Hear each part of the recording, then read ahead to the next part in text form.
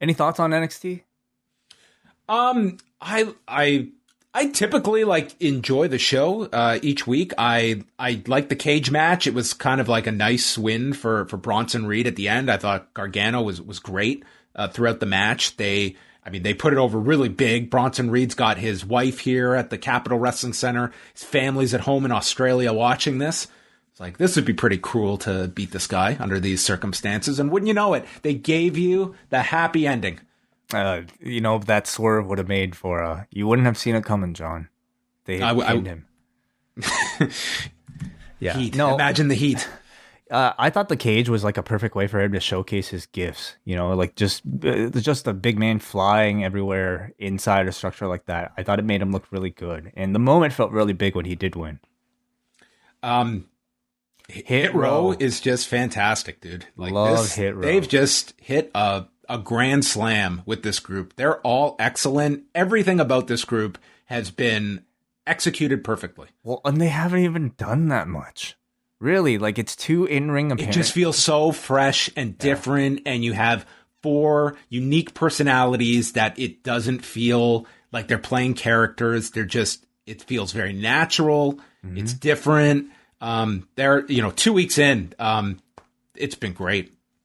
Yeah, last night we got to see in-ring, Hit Row in-ring debuts of Top Dollar along with Ashanti the Adonis, and it was really a match that I think highlighted the big guy in Top Dollar, and I felt like already in one match he managed to look like a more interesting and varied and skilled big man than either Aziz or Almas on the other shows. Just the ability to like showcase some very impressive feats of strength that weren't just crazy camera angles or weren't so kind of contrived. He looked really good. And of course, like personality wise, it really feels strong with all 4. And I'm actually really looking forward to B-Fab. Like her verse on the song, from what little I can hear of the song, sounds like it is the best one. And from what we have seen so far, she seems incredibly charismatic. So I can't wait to see her kind of take a bigger role. The Prime Target video. Dude. I mean, I have to assume because this is Prime Target and because the man's done the rest of them, this really felt like it was a Sean Ryan piece, and I can't say enough great things. Like, this thing was so fantastically, so well done, beyond I think anything you typically see in either AEW or obviously the main roster. It's just crazy that this man is in that system and maybe not being utilized to the biggest audience possible, but maybe that's to their advantage because the stories in NXT are probably a lot more conducive for his type of like visual storytelling. But it was fantastic.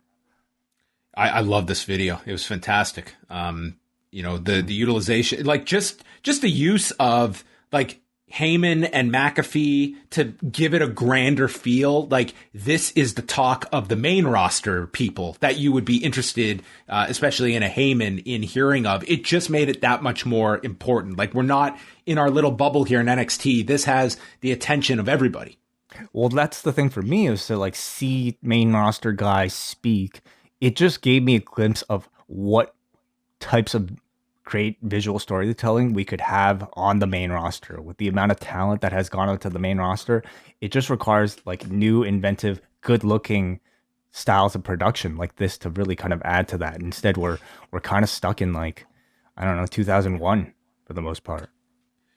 And I thought Tony Storm's new finish looked fantastic. Badass. That was really cool. Like when they kicked out of the Storm Zero, and then you introduced that. It looked spectacular. I thought this opener, I enjoyed it quite a lot. This was a really great showing from Tony Storm. Yeah, the Tony Stark feud has been one that's been pretty good. I mean, it definitely does bring to question. I guess this was like 50-50 booking for Zoe Stark's win. It kind of makes you wonder why they had Tony lose several times leading up to this, but it does feel like she's got Frankie Monet next, and then maybe even Raquel, I wonder.